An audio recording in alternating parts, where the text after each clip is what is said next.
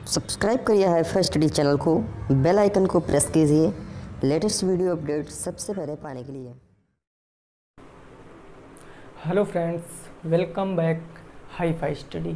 दोस्तों, आज की क्लास में हम लोग सीखने वाले हैं अपने पास्ट टेंस के कंप्लीट लेक्चर को, यानी कि पास्ट के जो 4 प्रकार होते हैं उन चारों प्रकारों को आज हम लोग सीखने वाले हैं, जिसमें आपका इंडेफिनिट होगा, कॉन्टिन्यूअस होगा, परफेक्ट होगा और परफेक्ट कॉन्टिन्यूअस होगा।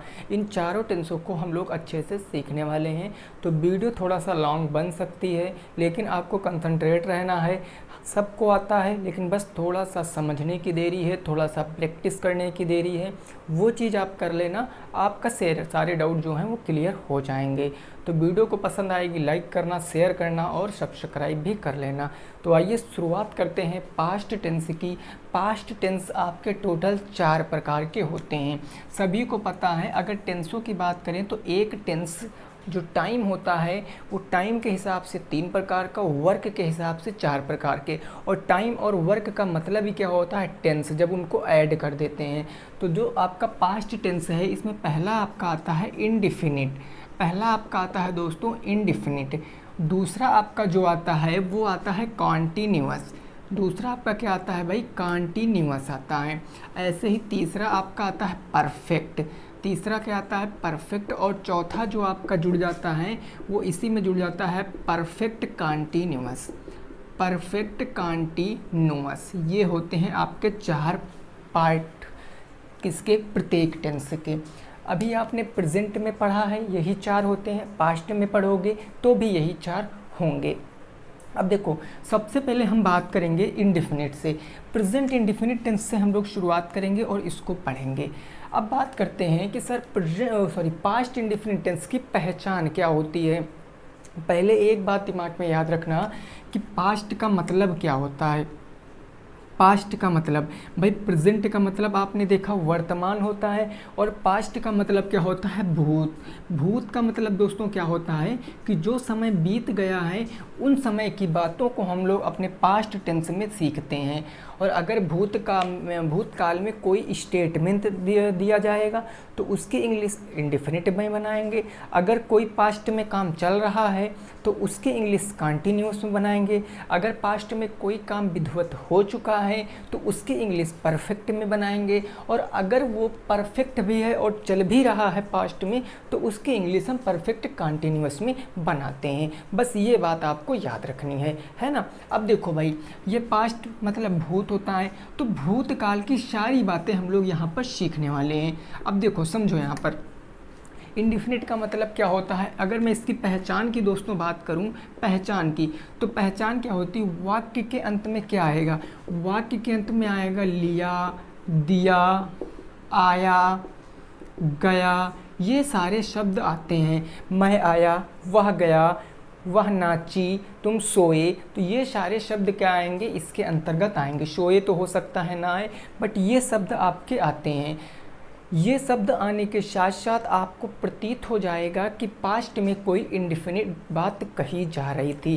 सपोज दैट एग्जाम्पल जैसे मैं कह दूँ, मैंने कहा राम स्कूल गया। मैंने कहा राम स्कूल गया, तो आप देखोगे यहाँ पर कि राम क्या है? स्कूल गया, मतलब वो स्कूल जा चुका।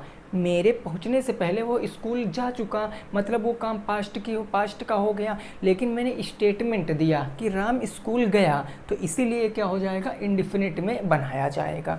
ठीक है ना। अब देखो, अब यहाँ पर दोस्तों हम बात करते हैं हेल्पिंग वर्ब की। हेल्पिंग वर्ब की बात करना ये बहुत समझने वाली बात है कि हेल्पिंग वर्ब हम क्या लगाएंगे। तो दोस्तों एक बात ज़रा समझना, यहाँ पर हेल्पिंग वर्ब हम डिड लगाएंगे। अब आपको पता है कि डिड हम कैसे लगाते हैं। अगर आप इसको रिलेट करो प्रेजेंट इंडेफिनिट से, अगर आप इसको रिलेट करो प्रेजेंट इंडेफिनिट से, तो प्रेजेंट इंडेफिनिट की हेल्पिंग वर्ब क्या थी? डू और डज थी। तो डू डज की सेकंड फॉर्म ही क्या होती है? डिड होती है। तो डिड यहाँ पर लग जाने वाला है। मेन वर्ब की कौन सी फॉर्म लगाएंगे?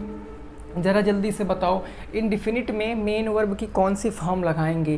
तो जो भी कह रहे हैं कि सर मेन वर्ब की फर्स्ट फॉर्म लगाएंगे, वो सही है। मेन वर्ब की फर्स्ट फॉर्म लगाएंगे यहाँ पर, है ना। इंडिफिनिट है तो मेन वर्ब की फर्स्ट फॉर्म लगाते हैं, लेकिन एक केस भी मैंने बताया था, हो सकता है आपको याद हो, अभी मैं जब रूल बताऊंगा तो आपको याद आ जाएगा वो चीज़। तो मेन वर्ब की फर्स्ट फॉर्म लगाते हैं, ये बात एकदम क्लियर सी हो गई है। अब अगर मैं आपसे अफर्मेटिव सेंटेंस का रूल पूछूं, अगर मैं आपसे अफर्मेटिव सेंटेंस का रूल पूछूं कि जो सकारात्मक वाक्य होते हैं उनका रूल क्या हो जाएगा, तो आप कहोगे सर सबसे पहले तो सब्जेक्ट आएगा, सब्जेक्ट आएगा, लेकिन क्या यहाँ पर हेल्पिंग वर्ब लगाएंगे? बोलो, क्या यहाँ पर हेल्पिंग वर्ब लगाएंगे? दोस्तों नहीं लगाएंगे यहाँ पर हेल्पिंग वर्ब। रीज़न क्या होता है कि हम लोग देखिए, ये पूरा एक कंसेप्ट है अपने आप में इंग्लिश का, कि जब कभी आप पास्ट इंडेफिनिट टेंस के अफर्मेटिव सेंटेंस की इंग्लिश बनाओगे तो उसमें हेल्पिंग वर्ब ना लगाकर उसमें आप वर्ब की सेकेंड फॉर्म लगाओगे। ये मैंने आपसे कब बताया था? जब मैंने आपको वर्ब इस तरफ लिखकर याद कराया था कि इंडेफिनिट में फर्स्ट लगती है, बट कंडीशन होती है कि पास्ट इंडेफिनिट टेंस के अफर्मेटिव सेंटेंस में फर्स्ट फॉर्म ना लगकर सेकंड फॉर्म लगती है, चूंकि वहाँ पर हेल्पिंग वर्ब का प्रयोग नहीं करते हैं। तो ये चीज़ दिमाग में याद रखना, सब्जेक्ट प्लस वर्ब की सेकंड फॉर्म, और लास्ट में क्या आ जाएगा? ऑब्जेक्ट आ जाएगा। ये हमारा अफर्मेटिव का रूल बनकर रेडी हो जाएगा, सब्जेक्ट प्लस वर्ब की सेकंड फॉर्म प्लस ऑब्जेक्ट। अब यहीं पर बात कर लेते हैं निगेटिव की, यहीं पर दोस्तों बात कर लेते हैं निगेटिव की। तो निगेटिव की अगर बात करेंगे तो हम देखेंगे कि सबसे पहले तो सब्जेक्ट आने ही आने वाला है, लेकिन एक अपने आप में यहाँ सवाल और भी है, क्या यहाँ पर हेल्पिंग वर्ब आएगा? भाई अफर्मेटिव में तो हेल्पिंग वर्ब नहीं आई, लेकिन क्या यहाँ पर हेल्पिंग वर्ब आएगी? जरूर आएगी। तो हेल्पिंग वर्ब हमारी क्या आ जाएगी? डिड आ जाएगी। डिड हो गया सर, लेकिन निगेटिव है तो हेल्पिंग वर्ब के जस्ट बाद क्या आएगा? नॉट आएगा। तो यहाँ पर क्या वर्ब की सेकंड फॉर्म लगाएं? वर्ब की सेकंड फॉर्म लगाएं या फर्स्ट फॉर्म लगाएं? ये भी तो समझने वाली बात है। तो वर्ब की कौन सी फॉर्म सर लगाएंगे? तो वर्ब की सेकंड फॉर्म लगाएंगे। अभी बता रहे हैं वर्ब की सेकंड फॉर्म क्यों लगा रहे हैं, लास्ट में हमारा ऑब्जेक्ट आ जाएगा। अब एक चीज़ दोस्तों हमको बताओ, हमने अभी जस्ट अभी आपसे बताया है कि डू डज की सेकंड फॉर्म क्या होती है? डू डज की सेकंड फॉर्म क्या होती है? डिड होती है ना, डिड होती है डू डज की सेकंड फॉर्म, ठीक है ना। डू डज की सेकंड फॉर्म डिड होती है। तो देखो हमने नेगेटिव में क्या किया? डिड का प्रयोग कर दिया, हमने ऑलरेडी वर्ब की सेकंड फॉर्म लगा दी, हमने ऑलरेडी वर्ब की सेकंड फॉर्म लगा दी, इसीलिए जो अब यहाँ वर्ब आएगी वो वर्ब आपकी क्या आएगी? फर्स्ट फॉर्म आएगी। ये वर्ब आपकी फर्स्ट फॉर्म आएगी। अगर वर्ब का कंसेप्ट नहीं क्लियर है तो वो भी क्लियर होना चाहिए। देखो 2 सेकंड के लिए मैं वर्ब आपको बता रहा हूँ, आप समझ जाना। वर्ब जो होता है आपका वर्ब, ये वर्ब आपका क्रिया, ये आपके 2 प्रकार की होती हैं। एक तो आपका होता है मेन वर्ब, और एक तो आपका दोस्तों क्या होता है? मेन वर्ब हो गया, और एक आपका होता है हेल्पिंग वर्ब। एक आपका क्या होता है? Helping verb. यही ना होता है। मेन वर्ब को हम लोग क्या कहते हैं? प्रिंसिपल वर्ब भी कहते हैं, इसको हम एक्सिलरी वर्ब भी कहते हैं। तो ये दोनों वर्ब होती। फिर मेन वर्ब को हम 2 कैटेगरी में डिवाइड करते हैं, ट्रांसिटिव और इनट्रांसिटिव वर्ब। ट्रांसिटिव और इनट्रांसिटिव वर्ब हम इसमें करते हैं, मतलब जिनमें सब ऑब्जेक्ट की आवश्यकता होती है उनको ट्रांसिटिव यानी कि सकर्मक क्रिया, जिनमें ऑब्जेक्ट की आवश्यकता नहीं होती है उनको हम इनट्रांसिटिव यानी कि अकर्मक क्रिया बोलते हैं। तो वर्ब आप याद रखना, यानी मेन वर्ब क्या होती हैं, हेल्पिंग वर्ब क्या होती हैं, ये आपको पता होना चाहिए। जब मैं पार्ट ऑफ स्पीच पढ़ाऊंगा तो मैं इतना एक वीडियो में टोटल में आपको वर्ब ही सिखाऊंगा, क्योंकि वर्ब के आसपास ही पूरी इंग्लिश रहती है। बिना वर्ब के दोस्तों सेंटेंस कंप्लीट नहीं होता है। तो ये चीज़ आपकी समझ में आ गई होगी कि वर्ब की सेकंड फॉर्म लग गई है, इसीलिए मैं अब यहाँ पर वर्ब की फर्स्ट फॉर्म लगा रहा हूँ। तो इंडेफिनिट में केवल आपको इतनी चीज़ याद रखनी है कि लिया, दिया, आया, गया आदि शब्द आएंगे, यानी पास्ट में कोई स्टेटमेंट दिया गया है। हेल्पिंग वर्ब आपकी डिड आती है, लेकिन अफर्मेटिव सेंटेंस में हेल्पिंग वर्ब ना लगकर वर्ब की सेकंड फॉर्म लग जाती है। फिर बात करते हैं निगेटिव में, तो वर्ब की सेकंड फॉर्म यानी हेल्पिंग वर्ब की सेकंड फॉर्म आ गई, डू डज का डिड यानी डिड हेल्पिंग वर्ब लग गया, उसके बाद वर्ब की सेकंड फॉर्म हम लगा सकते हैं। तो ये चीज़ समझने के बाद अब सीधे एग्जाम्पल पे पहुंचेंगे। आप इसको चाहो तो नोट कर सकते हो, आप इसको चाहो तो नोट कर सकते हो। फिर हम सीधे पहुंच जा रहे हैं अपने एग्जाम्पलों के ऊपर।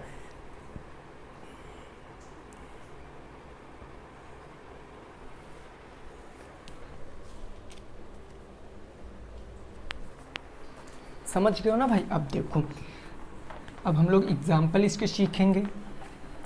देखिए बहुत ही सिंपल होती हैं बातें यहाँ पर टेंस में, थोड़ा सा प्रैक्टिस करने की ज़रूरत है जो आप करोगे हमारे साथ, है ना। देखिए अब एग्जाम्पल की बात करते हैं, तो जैसे मैंने एग्जाम्पल नंबर 1 आपके सामने कह दिया, मैंने कह दिया राम स्कूल गया। राम स्कूल गया बनाने का दोस्तों प्रयास करना, राम स्कूल गया। दूसरा मैंने कह दिया कि उसने मुझे एक पेंसिल दी। उसने मुझे एक पेंसिल दी। ये दो चीज़ें हमने बना दिया, उसने मुझे एक पेंसिल दी और राम स्कूल गया। अब आप देखो सबसे पहले आपको दोस्तों तो ये आना चाहिए कि सब्जेक्ट क्या है, ऑब्जेक्ट क्या है, मेन वर्ब क्या है, ये चीज़ें आपको पता होनी चाहिए। तो अगर मैं बात करूँ राम में, तो राम क्या मेरा सर सब्जेक्ट है, राम क्या है मेरा सब्जेक्ट है। एक चीज़ और भी याद रखना दोस्तों, आपका सब्जेक्ट होता है ना, ये सब्जेक्ट ये आपका नाउन ही होता है। और अक्सर बात कर लें, जो सब्जेक्ट होगा वो नाउन या तो प्रोनाउन होगा, और सब्जेक्ट अक्सर 90% केसों में सब्जेक्ट आपका शुरुआत में ही होता है। जो शुरुआत में लिखा होगा वो सब्जेक्ट होगा, 90% केसों की बात मैं करता हूँ, है ना। अब देखो सब्जेक्ट हो गया राम, उसके बाद स्कूल। स्कूल क्या हो गया आपका, स्कूल आपका ऑब्जेक्ट का काम कर रहा। वैसे ये ऑब्जेक्ट नहीं है, लेकिन ये ऑब्जेक्ट का काम कर रहा है। ये स्कूल आपका नाउन है, क्योंकि प्लेस है ना, स्थान है। और गया के लिए क्या लगाएंगे हम, वर्ब की सेकंड फॉर्म।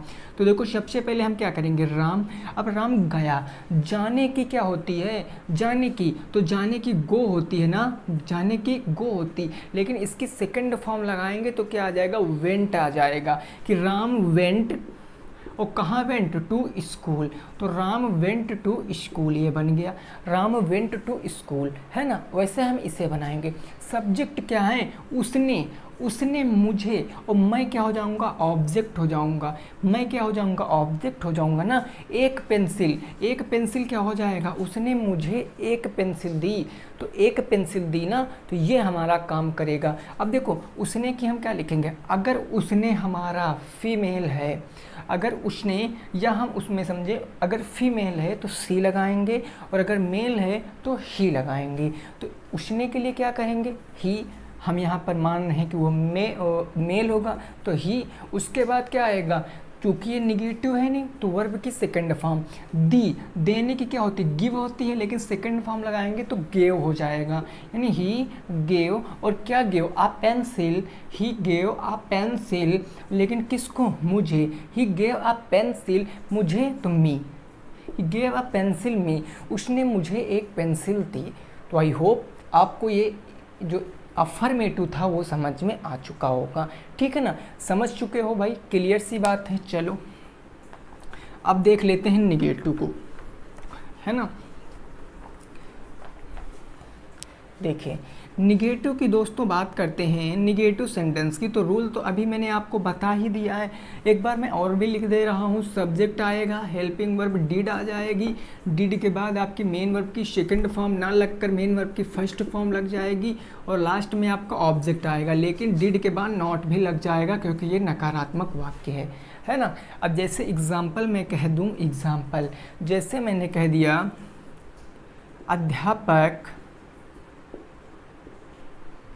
अध्यापक ने बोर्ड पर नहीं लिखा, बोर्ड पर नहीं लिखा। अध्यापक ने बोर्ड पर नहीं लिखा। तो ये हमारा बन गया एक प्रकार का इंडेफिनिट का निगेटिव सेंटेंस। सब्जेक्ट क्या है, अध्यापक। अध्यापक के लिए द टीचर, यही तो लिखेंगे ना, द टीचर। तो द टीचर हो गया। अब यहाँ पर देखो डिड लगाएंगे, सब्जेक्ट के जस्ट बाद डिड आता है। द टीचर डिड, नहीं है तो नॉट, क्योंकि हेल्पिंग वर्ब के बाद नॉट आएगा। द टीचर डिड नॉट, लिखने, तो लिखने की आप क्या होगी भाई, राइट होती है ना, राइट। अब यहाँ पर आप सेकंड फॉर्म ना लगा देना, रॉट ना लगा देना, नहीं गड़बड़ हो जाएगा। क्योंकि मैंने बताया ऑलरेडी आप सेकंड फॉर्म डू डज की लगा चुके हो, इसीलिए मेन वर्ब की फर्स्ट फॉर्म ही लगाओगे। The teacher did not right, और कहाँ राइट, पर, किस पर, बोर्ड पर। तो पर के लिए on the board, on the board. बोलो समझ गए हो ना। समझ गए हो कि भाई नहीं समझ गए हो? समझ गए हो तो अगला सेंटेंस मैं दे रहा हूँ, ज़रा इसको करके बताओ। अगला मैं दे रहा हूँ, इसको करके आपको बताना है, ठीक है ना भाई? ठीक है, चलो देखो अगला जैसे मैंने कह दिया उसने मुझे अपनी किताब नहीं दी। कोशिश करो दोस्तों बनाने की, उसने मुझे अपनी किताब नहीं दी। फटाफट बनाने की कोशिश करो, फटाफट बनाने की कोशिश करना है आपको जल्दी से। उसके बाद दूसरा कह दिया मैंने, तुमने उसे नहीं मारा। तुमने उसे नहीं मारा। तुमने उसे नहीं मारा। ये 2 सेंटेंस है जो आपको बनाना है। अब आप देखोगे सर सब्जेक्ट क्या है, उसने। अब याद रखना उसने 2 कंसेप्ट में काम करता है। उसमें अगर उसमें दोस्तों आपका मेल के लिए प्रयोग किया जा रहा है तो हम क्या लगाएंगे? ही लगाएंगे। अगर फीमेल के लिए प्रयोग किया जा रहा है तो शी लगाएंगे। और इसके साथ अगर अपनी शब्द आ रहा, अगर आप ही लगाते हो तो अपनी के लिए आप क्या लगाओगे? हिम लगाओगे। और अगर शी लगा रहे हो तो अपने के लिए क्या लगाओगे? हर लगाओगे। ये तो सभी को पता ही होगा, है ना? तो उसने का मतलब ही, तो ही हो गया। अब हेल्पिंग वर्ब, सब्जेक्ट के बाद हेल्पिंग वर्ब डिड आएगी तो डिड आ गया, ही डिड। उसके बाद मेन वर्ब, लेकिन उससे पहले नहीं है तो हम नॉट लगाएंगे, ही डिड नॉट। उसके बाद क्या? अपनी किताब दी। अब देने की क्या होता है? गिव, है ना? यही तो होता है, तो गिव आ जाएगा, give. He did not give, और क्या गिव? अपनी किताब। तो अपनी किताब के लिए क्या होगा? ही डिड नॉट गिव। उसके बाद डूड, उसके बाद हिज। हमने चूंकि ही लगाया तो हिज लगाएंगे, हिज बुक। क्या हो गया? He did not give his book to me. बन गया, क्लियर बात हो गई ना? He did not give me his book. Sorry, थोड़ा सा भाई गड़बड़ हो चुका है यहाँ पर। देखो, ही डिड नॉट गिव मी, मुझे ना, और क्या? हिज बुक, तो हिज बुक ये बनेगा। ही did not give me his book, तो ये हमारा बनकर तैयार हो जाएगा। ऐसे में इसको बनाऊं तो तुमने के लिए क्या लगाएंगे? यू के बाद डिड, तो यू डिड नॉट। उसके बाद वर्ब की फर्स्ट फॉर्म मारा। मारे की क्या होती है भाई? मारा, जान से मारने की किल होती है, तो किल। ही डिड नॉट किल, और उससे, अब उसे आपका क्या हो जाएगा? हिज या हर हो जाएगा। तो हिज लगाएंगे अगर मेल है, या फिर हम हर लगाएंगे, दोनों में से हम एक चीज़ लगा सकते हैं। You did not kill his, you did not kill her, ठीक ना? ये हिम होगा, सॉरी भाई, हिम होगा। क्लियर बात ना? चलो आगे पहुँचते हैं हम। आपको ये समझ में आ गया होगा। अब हम पहुंचते हैं किस पर भाई? तो इंट्रागेटिव सेंटेंस पर, है ना? अब इंट्रागेटिव सेंटेंस सीख लेंगे तो हमारा ये जो है वो ख़त्म हो जाएगा, फिर हम अपने कॉन्टिन्यूअस पे पहुंच जाएंगे। अब इंट्रागेटिव का रूल आप जल्दी से कमेंट बॉक्स में एक बार बताओ। इंट्रोगेटिव सेंटेंस का रूल आप कमेंट में एक बार जल्दी से बताओगे। इंट्रोगेटिव सेंटेंस का हिंदी में क्या कहते हैं सर? प्रश्नवाचक वाक्य बोलते हैं, है ना? क्या बोलते हैं? प्रश्नवाचक वाक्य बोलते हैं। Interrogative sentence. अब जरा एक बात हमें समझना है, इससे सबसे पहले क्या लिखेंगे? WH family. WH फैमिली के बाद क्या लिखेंगे? डिड लिखेंगे, हेल्पिंग वर्ब ना। उसके बाद अपन क्या लिखना है? सब्जेक्ट लिखना है, और सब्जेक्ट के बाद मेन वर्ब की फर्स्ट फॉर्म, और इसके बाद ऑब्जेक्ट, इसके बाद प्रश्नवाचक चिन्ह। यही तो बन जाएगा। WH फैमिली से तब बनाते सेंटेंस जब हम फुल एक्सप्लेन करते हैं, और डिड से तब बनाते हैं जब हमें यस या नो में उत्तर देना पड़ता है। यस या नो में उत्तर देना पड़ता है। फॉर एग्जांपल, जैसे मैंने कह दिया कि उसने, या मैंने कह दिया मैंने, क्या मैंने यह किताब पढ़ी? क्या मैंने यह किताब पढ़ी? ये हमारा पहला सेंटेंस बन गया। क्या मैंने यह किताब पढ़ी? तो इसको आप बनाओगे। देखो यहाँ पर इसका जवाब हम यस या नो में दे सकते हैं। अब सीधे मैंने बताया था अगर क्या से शुरुआत हो रही है तो आप 99% केसों में उसकी इंग्लिश आप हेल्पिंग वर्ब से बनाओगे। तो सबसे पहले अपन को तो ना डिड लगा ही देना है, तो डिड लगा दिया, क्लियर बात। डिड के बाद क्या आएगा? सब्जेक्ट क्या है? मैंने, तो आई। आई आ गया, डिड आई, उसके बाद क्या पढ़ी, मेन वर्ब आएगा ना, पढ़ी के क्या होता है रीड, तो ये हो जाएगा रीड, ये हो गया रीड, डिड आई रीड, और क्या रीड, डिड आई रीड वह किताब या यह किताब, तो दिस बुक। बोलो कोई प्रॉब्लम, लास्ट में प्रश्नवाचक चिन्ह आ गया, did I read this book, क्या मैंने यह किताब पढ़ी है। अगला जैसे दूसरा मैंने कह दिया, दूसरा क्या राहुल ने उसे मारा, क्या राहुल ने उसे मारा, ये आपको बताना है, क्या राहुल ने उसे मारा। तो आप कहोगे सर क्या से शुरुआत हुई, मतलब हेल्पिंग वर्ब से बना सकते हैं, तो सबसे पहले तो डिड लाना है, तो डिड मैंने लिख दिया, राहुल क्योंकि सब्जेक्ट है तो राहुल सब्जेक्ट हो गया, क्योंकि हेल्पिंग वर्ब के जस्ट बाद सब्जेक्ट अब आएगी मेन वर्ब, मेन वर्ब मारा, और मारने की क्या होती है किल होती है, तो ये हो गया किल, डिड राहुल किल, अब किसे किल, उसे यही ना, उसे, अब उसे के लिए क्या लगाएंगे, अगर राहुल ने एक लड़के को मारा तो हिम लगाएंगे, और अगर एक लड़की को मारा तो हर लगाएंगे, तो डिड राहुल किल हिम, मैंने हिम लगा दिया। आप अगर ये डिपेंड करता सेंटेंस के ऊपर, अगर यहाँ पर कोई लड़की होती तो हम हर लगाते, अगर कोई लड़का है तो हम इसीलिए हिम लगाते, हमने मान कर रखा है कि वो लड़का है, तो डिड राहुल किल हिम, क्या राहुल ने उसे मारा है। इसी में अगला देख लेते हैं 3 नंबर एग्जाम्पल, जैसे मैंने कह दिया कि तुमने क्यों यह किताब पढ़ी, तुमने क्यों यह किताब पढ़ी, अब इसकी इंग्लिश बनाओ, तुमने क्यों यह किताब पढ़ी, तो आप कहोगे अरे सर इसमें क्या से नहीं शुरू हुआ है, इसमें क्या से नहीं शुरू हुआ, इसमें हाँ का वाला परिवार आया लेकिन बीच में आया, और जब का वाला परिवार बीच में आया तो उसकी इंग्लिश WH फैमिली से बनाते हैं। अब क्यों किसे इंग्लिश सबसे पहले बनाएंगे, क्यों वहाँ जाएगा पहले व्हाई, उसके बाद हेल्पिंग वर्ब डिड आ जाएगा, तो व्हाई डिड हो गया, फिर सब्जेक्ट क्या है तुमने के लिए यू लगा देंगे, why did you, main verb read, तो रीड आ जाएगा, व्हाई डिड यू रीड, और क्या रीड, यह किताब, रीड दिस बुक। बोलो कोई प्रॉब्लम है भाई, लास्ट में प्रश्नवाचक चिन्ह बन गया, why did you read this book, तुमने यह किताब क्यों पढ़ी, है ना। अगला जैसे आप बना के बताओ जल्दी से, अगला आप बना के बताओगे कि तुमने या उन्होंने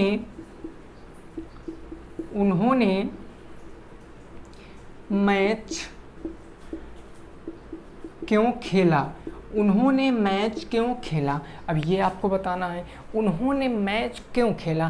तो देखो उन्होंने, अब उन्होंने के लिए हम क्या लगाएंगे, एक से अधिक है ना, उन्होंने एक से अधिक तो दे लगाएंगे, दे का मतलब वे, तो वे या फिर उन्होंने, तो हम क्या लगाएंगे, दे लगाएंगे, तो दे लगाएंगे, लेकिन उससे पहले हमें सीखना सर क्यों है, भाई क्यों है, तो क्यों के लिए क्या करेंगे, WH फैमिली, सबसे पहले व्हाई लगा देंगे, तो ये आ जाएगा मेरा व्हाई, उसके बाद डिड, व्हाई डिड दे, उसके बाद खेला, खेलने की प्ले होती है, तो why did they play, why did they play, और क्या play, match, play a match. I hope आप समझ में आ रहा होगा कि मैं आपको क्या बताने की कोशिश कर रहा हूँ, कि जब सेंटेंस में WH वाला शब्द बीच में आएगा तो उसकी इंग्लिश हम लोग WH फैमिली से बनाएंगे, लेकिन जब प्रश्न क्या से शुरुआत होगा तो उसकी इंग्लिश हम लोग हेल्पिंग वर्ब से बनाएंगे। तो चीज़ें क्लियर हैं, हमारा पास्ट इंडेफिनिट टेंस ख़त्म हो चुका है, अब हम बात करेंगे पास्ट कंटिन्यूअस टेंस की। देखिए मैं अभी यहाँ पर थोड़े से छोटे एग्जाम्पल करा रहा हूँ दोस्तों, इसका एक रीज़न यह भी है कि अगर कोई बड़ी चीज़ आपको करनी है तो शुरुआत आपको छोटे से ही करनी पड़ेगी, है ना। धीरे धीरे हम लोग शुरुआत करेंगे, धीरे धीरे, फिर अभी जब मैं प्रैक्टिस कराऊंगा ना तो बहुत बड़े बड़े सेंटेंस आप बना लोगे खुद से। पहले एक बार अपने ऊपर विश्वास रखिए कि हाँ मैं ये कर पाऊँगा, है ना। कई साथियों को आता भी है भाई, वेरी गुड। चलिए अब हम कौन सा बात करते हैं सर, इंडिफिनिट तो मेरा ख़त्म हो गया, ये इंडिफिनिट ख़त्म हो गया, अब हम कंटिन्यूअस की बात करेंगे। देखिए मैं थोड़ा सा आपको फास्ट ले चल रहा हूँ, रीज़न ये है नहीं तो वीडियो भी काफ़ी लंबी बन जाएगी, है ना। तो अब ये मैं साफ़ किए दे रहा हूँ, एक एक टेंस को हम सीखेंगे। इंडिफिनिट मेरा हो चुका है, अब कौन सा आएगा, इसी का second part continuous. Continuous tense आएगा, कॉन्टिन्यूअस टेंस आएगा, है ना। अब इसके दोस्तों पहचान बताओ जल्दी से, क्या होगी पहचान, क्या होगी। देखो ये पास्ट का मतलब क्या होता है, पास्ट का मतलब होता है था, मतलब भूतकाल ना, भूतकाल। तो अगर मैं इसकी कंपेयर आप प्रेजेंट से करोगे दोस्तों, अगर इसकी कंपेयर आप प्रेजेंट से करोगे तो प्रेजेंट की पहचान क्या थी, रहा है, प्रेजेंट की बात कर रहे हैं ना, रही है और रहे हैं, यही तो आएगा ना। लेकिन अब आपको पता है, ये पढ़ते ही आपको लग रहा है कि ये तो पास्ट की बात है ही नहीं। पास्ट की बात कब आएगी, जब मैं यहाँ पर जोड़ दूंगा रहा था, रही थी, रहे थे, ये सारी बात आप जोड़ दोगे तो ये पहचान बन जाएगी कॉन्टिन्यूअस की।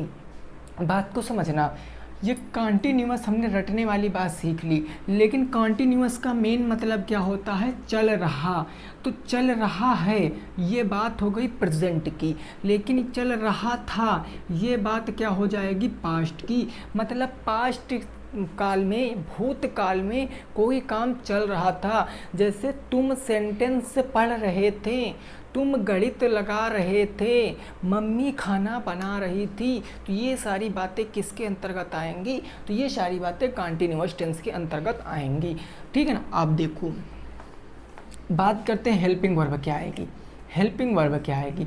अभी आपको पता है कि प्रेजेंट में हेल्पिंग वर्ब क्या थी इसकी, इज एम आर थी ना, प्रेजेंट में इसकी helping verb is am are थी, तो इसकी सेकंड फॉर्म लग जाती है वाज या फिर वर लग जाती है, वाज या फिर वर लग जाएगी। वाज का प्रयोग एक वचनकर्ता के साथ करेंगे सिंगुलर के साथ, वर का प्रयोग प्लूरल के साथ यानी बहुवचनकर्ता के साथ, और आई के साथ भी वाज का प्रयोग करते हैं। आई का अपना फंडा अलग ही होता है।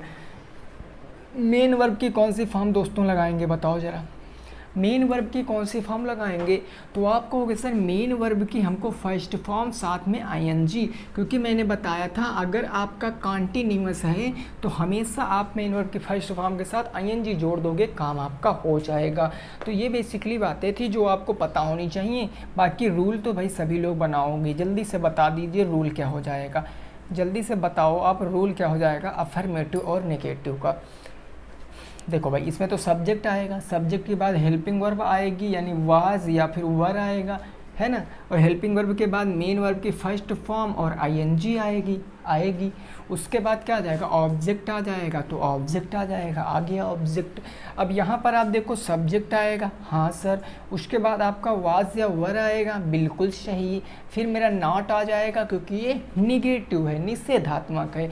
नॉट के बाद क्या आएगा भाई, नॉट के बाद मेन वर्ब की फर्स्ट फॉर्म और आईएनजी, फिर आपका लास्ट में आ जाएगा ऑब्जेक्ट। लेकिन अब हमने एक चीज़ आपको बताई थी, मैंने बताया था आप अगर इस पूरे फार्मूले की तुलना आप अगर प्रेजेंट कॉन्टिन्यूअस टेंस से करोगे तो आप ये पाओगे कि केवल भाई हेल्पिंग वर्ब चेंज हो रही है बस।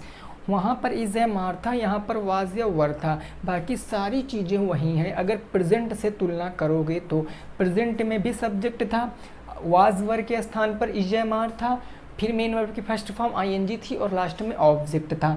और इसमें भी सब्जेक्ट है, इसमें भी इज एम आर था, नॉट था, मेन वर्ब की फर्स्ट फॉर्म विद आईएनजी और ऑब्जेक्ट था। तो ये बातें आपकी हो चुकी थी हमारे और आपके बीच में।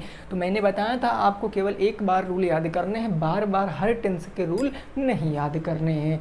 तो आई होप आपको ये समझ में आ गया होगा। अब एग्जाम्पलों पर पहुंचते हैं और उसको हम लोग सॉल्व करते हैं, ठीक है ना भाई। एग्जाम्पलों पर पहुंचेंगे और उसको हम लोग सॉल्व करेंगे। देखिए इसकी पीडीएफ आपको मिल गई होगी टेलीग्राम पे, अगर नहीं मिली है तो बहुत जल्द अपलोड कर दी जाएगी पीडीएफ, जिसमें कंप्लीट टेंस है पूरा, यानी प्रेजेंट पास्ट फ्यूचर सभी पूरे कंप्लीट टेंस हैं। तो आपको पीडीएफ मिल जाएगी, आप लोग चैनल को ज्वाइन कर लेना, है ना। देखो पहला जैसे मैंने बना दिया एग्जाम्पल नंबर 1। एग्जाम्पल नंबर 1 मैंने बताया जब मैं स्कूल जा रहा था, या मैं स्कूल जा रहा था, मैं स्कूल जा रहा था, मैं स्कूल जा रहा था। आप बना के बताओ इसको। दूसरा हमारा जैसे मैंने कह दिया भाई, मैंने कह दिया वहाँ एक शरारती लड़का खड़ा था, वहाँ एक शरारती लड़का खड़ा था। शरारती लड़का खड़ा था, शरारती लड़का खड़ा था। अब दोनों की आप इंग्लिश बनाना है, दोनों की आपको इंग्लिश बनाना है, जल्दी से बताओ, फटाफट तरीके से बता दो दोनों की इंग्लिश। देखो भाई सब्जेक्ट क्या होगा, मैं के लिए क्या आई, अब आई के साथ किसका प्रयोग, वाज का प्रयोग, तो आई वाज हो जाएगा, आई वाज। उसके बाद मेन वर्ब जा, तो जाने की क्या होती है, गोइंग, गोइंग, और कहाँ, स्कूल, तो गोइंग टू स्कूल, बनकर रेडी हो गया, गोइंग टू स्कूल। अब यहाँ पर देखो, यहाँ पर अब पहले सब्जेक्ट नहीं आया है, सब्जेक्ट क्या है, एक शरारती लड़का, कौन खड़ा था, एक शरारती लड़का, तो एक शरारती लड़का हमारा सब्जेक्ट हो जाएगा। तो एक शरारती लड़के की इंग्लिश क्या होती है, शरारती की होती है नॉटी, तो ये मैंने लिख दिया नॉटी बॉय, अ नॉटी बॉय। और नॉटी बॉय हमारा क्या है, सब्जेक्ट है ना, तो अ नॉटी बॉय सब्जेक्ट। उसके बाद एक है शरारती लड़का, तो क्या लगाएंगे, वाज लगाएंगे, अ नॉटी बॉय वाज, खड़ा था, खड़े होने की क्या होती, स्टैंड होती, आईएनजी लगाओगे तो स्टैंडिंग हो जाएगा, अ नॉटी बॉय वाज स्टैंडिंग, और कहाँ, वहाँ, वहाँ की क्या होती है, देयर, स्टैंडिंग देयर, बन गया ना। हेयर की यहाँ होती है, देयर की वहाँ होती है। आई होप आपको समझ में आ गया होगा कि मैं क्या कहने की कोशिश कर रहा हूँ। तीसरा एग्जाम्पल जैसे मैं आपके सामने दे दूँ, तीसरा एग्जाम्पल जैसे मैंने कह दिया कि मैं अपने कमरे में बैठकर पत्र नहीं लिख रहा था, मैं अपने कमरे में बैठकर पत्र नहीं लिख रहा था, पत्र नहीं लिख रहा था, इसको बताओ, मैं अपने कमरे में बैठकर पत्र नहीं लिख रहा था। देखो कुछ नहीं, आपको सेंटेंस थोड़ा सा भारी लग रहा है, सब्जेक्ट क्या है, मैं, तो मैं के लिए आई के साथ किसका प्रयोग, वाज का प्रयोग, आई वाज, नॉट है तो not, I was not, main verb writing, तो राइटिंग आ जाएगा, आई वाज नॉट राइटिंग, और क्या राइटिंग, लेटर ना, तो राइटिंग अ लेटर, और कहाँ, बैठ कर, कहाँ पर बैठने की, तो शेट, तो आईएनजी सेटिंग हो गया, I was not writing a letter sitting in my room, sitting in my room, ये बन जाएगा हमारा, समझ गए ना। I was not writing a letter sitting in my room, मैं अपने कमरे में बैठकर पत्र नहीं लिख रहा था, ये आपका बनकर तैयार हो जाएगा। तो ये हमारे दो हो गए हमारे अफर्मेटिव के, एक हो गया निगेटिव के। अब मैं इसको साफ कर रहा हूँ और आपके सामने एक दो एग्जाम्पल और मैं लिख रहा हूँ।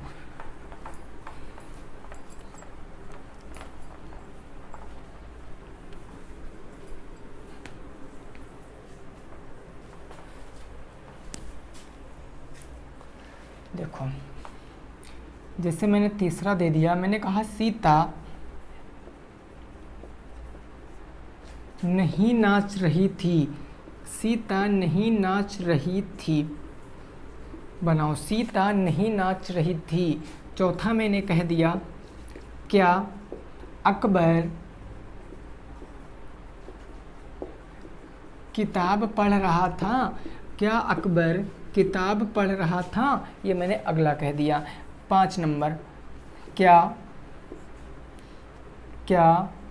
हम नदी में नहा रहे थे, नदी में नहा रहे थे, ये हो गया आपका तीसरा, ठीक है ना, ये क्या हो गया आपका तीसरा हो गया। अगला जैसे मैं कह दूं नेक्स्ट हम कह दें आपसे कि वे क्या कर रहे थे, वे क्या कर रहे थे, वे क्या कर रहे थे। अगला मैं ये कह दूं, अगला आपसे हो जाएगा 7 नंबर, जैसे मैंने कह दिया कि राम कहाँ सो रहा था, राम कहाँ सो रहा था, ये मैंने कह दिया। अब बना के बताओ, आप इन 5 सेंटेंसों को बना के बताओ। देखिए मैंने अभी आपको रूल नहीं बताया है इनका, लेकिन आप बना सकते हो। मैंने इन तीनों का रूल नहीं बताया है, बट आप कोशिश करके बना सकते हो, क्योंकि रूल में हमारा केवल क्या चेंज होगा, हेल्पिंग वर्ब। सबसे पहले मेरा WH फैमिली आ जाएगा, ये निगेटिव की फिर इंट्रोगेटिव की बात कर रहे हैं, WH फैमिली। उसके बाद हेल्पिंग वर्ब क्या आएगी, वाज या फिर वर आ जाएगी। उसके बाद सब्जेक्ट आ जाएगा, मेन वर्ब की फर्स्ट फॉर्म विद ING आ जाएगा। उसके बाद आपका क्या आ जाएगा, ऑब्जेक्ट आ जाएगा, और ऑब्जेक्ट के बाद में आपका कुछ आएगा, प्रश्नवाचक चिन्ह आएगा, बस सीता नहीं नाच रही थी, सब्जेक्ट क्या है सीता, सीता के साथ वाज का प्रयोग, तो सीता वाज, सीता वाज, नहीं है तो नॉट, सीता वाज नॉट, नाच रही थी ना dancing, Sita was not dancing, Sita नाच नहीं रही थी। अगला है क्या अकबर किताब पढ़ रहा था, तो ये हमारा बन गया एक प्रकार का कैसा सेंटेंस, एक प्रकार का इंट्रोगेटिव सेंटेंस। तो इसकी इंग्लिश हम हेल्पिंग वर्ब से बनाएंगे क्योंकि ये क्या से शुरुआत हो रहा है। तो हेल्पिंग वर्ब अकबर के अकॉर्डिंग लगेगी, वाज लगेगी, तो वाज अकबर, वाज अकबर। उसके बाद क्या आएगा helping verb subject main verb, पढ़ रहा था, पढ़ने की होती रीड, आईएनजी लगाएंगे तो रीडिंग, वाज अकबर रीडिंग, क्या रीडिंग बुक, तो रीडिंग आ बुक, और लास्ट में प्रश्नवाचक चिन्ह, was Akbar reading a book, क्या अकबर किताब पढ़ रहा था। ऐसे नेक्स्ट बनाएंगे क्या हम नदी में नहा रहे थे, अब हम आया ना, हम एक से अधिक हैं तो वर लगाएंगे, वर वी। उसके बाद क्या आएगा नदी में नहा रहे थे, नहाने की क्या हो जाएगा भाई बाथ, लेकिन आईएनजी लगाएंगे तो बाथिंग हो जाएगा, वर वी बाथिंग, और कहाँ नदी में, तो इन रिवर, लास्ट में प्रश्नवाचक चिन्ह। अगला है वे क्या कर रहे थे, अब क्या शब्द आ गया, मतलब इसकी इंग्लिश सबसे पहले लिखेंगे तो इसके शुरुआत WH फैमिली से करेंगे, क्या के लिए क्या लिखते हैं व्हाट। उसके बाद वे के अकॉर्डिंग क्या लगेगा हेल्पिंग वर्ब, तो वे मेरा बहुवचन है इसलिए मैंने वर लगा दिया, what were they, what were they, what were they doing, do करना आईएनजी लगाएंगे तो डूइंग हो जाएगा। जैसे राम कहाँ सो रहा था, तो कहाँ शब्द आ गया तो इसकी इंग्लिश सबसे पहले लिखेंगे, यानी क्या लिखेंगे सर वेयर, वेयर लिख दिया। वेयर के बाद क्या आएगा हेल्पिंग वर्ब राम के लिए वाज, तो where Ram, where was Ram, where was Ram सो, सोने की स्लीप होती है, आईएनजी लगाएंगे तो स्लीपिंग हो जाएगा, where was Ram sleeping. Ram कहाँ सो रहा था, तो ये हमारा कंटिन्यूअस कंप्लीट हो गया है पूरा। कोई दिक्कत अगर आपको है तो आप बताइए, ठीक है ना, समझ में आपको आ गया होगा। देखिए कहीं अगर स्पेलिंग मिस्टेक हो जाए तो आप लोग भाई समझ लेना, क्योंकि इंग्लिश कोई कभी पूरा नहीं सीख सकता, कितना भी कोशिश कर लो पूरी इंग्लिश आप नहीं सीख सकते हो, ना मैं सीख सकता हूँ, कोई नहीं सीख सकता है। अगर आप पूरी इंग्लिश सीख जाते हो तो आप ही प्रोफेसर बन जाओगे, है ना। तो मैं कहीं अगर स्पेलिंग मिस्टेक हो गई होगी तो भाई आप लोग सही से करेक्ट कर लेना, ठीक है ना, लेकिन कंसेप्ट हमारा यही रहने वाला है। क्लियर बात हो गई है ना, कोई दिक्कत नहीं है आपको। अब चलिए पहुंचते हैं परफेक्ट टेंस के ऊपर। अब कहाँ पहुंचेंगे सर, परफेक्ट टेंस के ऊपर हमारा कंटिन्यूअस क्लियर हो चुका है, ठीक है। चलो अब पहुंचते हैं परफेक्ट टेंस के ऊपर।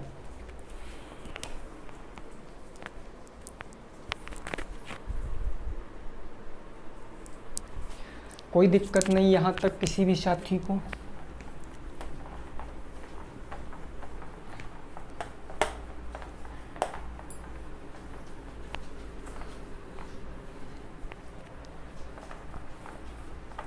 देखिए अब हमारा क्या आएगा past perfect tense, past perfect tense, past perfect tense, इसकी पहचान क्या होगी जरा बताओ, पहचान बताओ फटाफट तरीके से, पहचान बताओ पास्ट परफेक्ट टेंस की। भाई जल्दी से आप लोग पहचान बताओ पास्ट परफेक्ट टेंस की क्या हो जाएगी ठीक है ना भाई।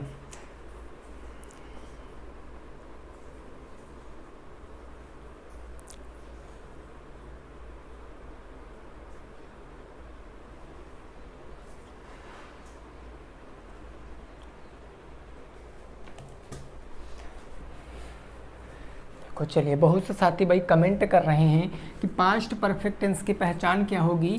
देखिए कुछ करना नहीं है दोस्तों, आपको कुछ ज़्यादा दिमाग लगाने की ज़रूरत थोड़ी नहीं है। आप पास्ट परफेक्ट टेंस को कंपेयर करके पढ़िए प्रेजेंट परफेक्ट टेंस से। प्रेजेंट का मतलब वर्तमान था, इसका मतलब भूत हो जाएगा बस। वर्तमान में था चुका है, चुकी है, चुके हैं, और इसका मतलब क्या हो जाएगा चुका था, है ना, यही तो चुकी थी, चुके थे, लिया था, ली थी, दी थी, ये सारे शब्द आएंगे बस।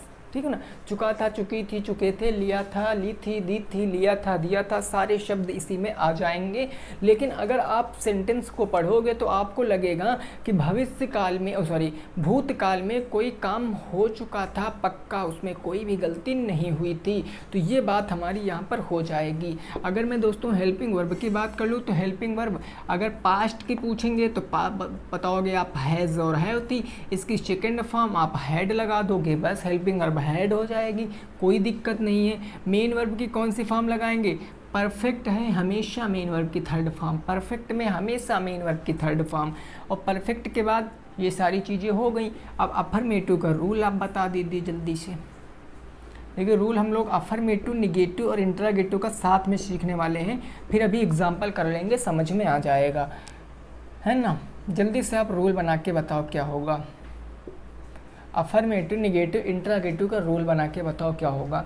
अफर्मेटिव में सबसे पहले क्या आएगा? सब्जेक्ट, सब्जेक्ट के बाद हेल्पिंग वर्ब हैड, फिर मेन वर्ब के थर्ड फॉर्म और उसके बाद ऑब्जेक्ट आ जाने वाला है।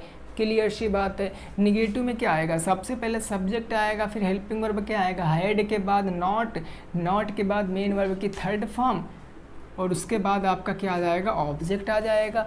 इंट्रोगेटिव की बात करें तो सबसे पहले आपका WH फैमिली आएगा, इसके बाद आपका हेल्पिंग वर्ब यानी कि हैड आ जाएगा, उसके बाद आपका सब्जेक्ट आएगा, फिर वर्ब की थर्ड फॉर्म, ऑब्जेक्ट और लास्ट में प्रश्नवाचक चिन्ह आ जाएगा।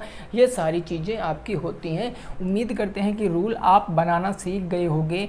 इतनी क्लासों में रूल तो बनाना सीख ही गए होंगे। अगर रूल बना है तो फिर सारा काम क्लियर है, फिर आपको मीनिंग आ रही है तो आप सेंटेंस को बना दोगे, कितना भी बड़ा सेंटेंस क्यों ना हो गया ना। अब हम लोग एग्जाम्पल इसके सॉल्व करेंगे, साथ में सॉल्व करेंगे एग्जाम्पल, आपको खुद से प्रैक्टिस करनी है। अब ज़रूरी नहीं मैं ऊपर हेडिंग डालूँ अफर्मेटिव, अफर्मेटिव भी हो सकता है, निगेटिव भी हो सकता है, इंट्रागेटिव भी हो सकता है, कंबाइंड आप लोग पढ़ने की कोशिश करिए, ठीक है ना। चलो अब मैं यहाँ से एग्जाम्पल करा रहा हूँ। जैसे पहला एग्जाम्पल मैंने कह दिया कि मैं पढ़ चुका था, मैं पढ़ चुका था, ये पहला हो गया, मैं पढ़ चुका था।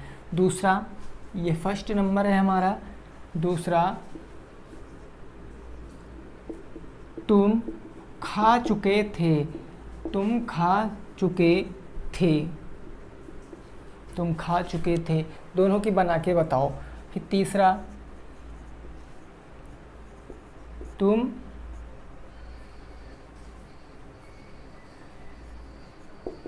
लिख नहीं चुके थे, तुम लिख नहीं चुके थे, ये हो गया। अगला 3 नंबर के बाद 4 नंबर आपको बताना है। अध्यापक गणित नहीं पढ़ा चुके थे, गणित नहीं पढ़ा चुके थे, अध्यापक गणित नहीं पढ़ा चुके थे, ये हो गया आपका चौथा। ऐसे करके आप पांचवा बना के बताओगे। क्या सोहन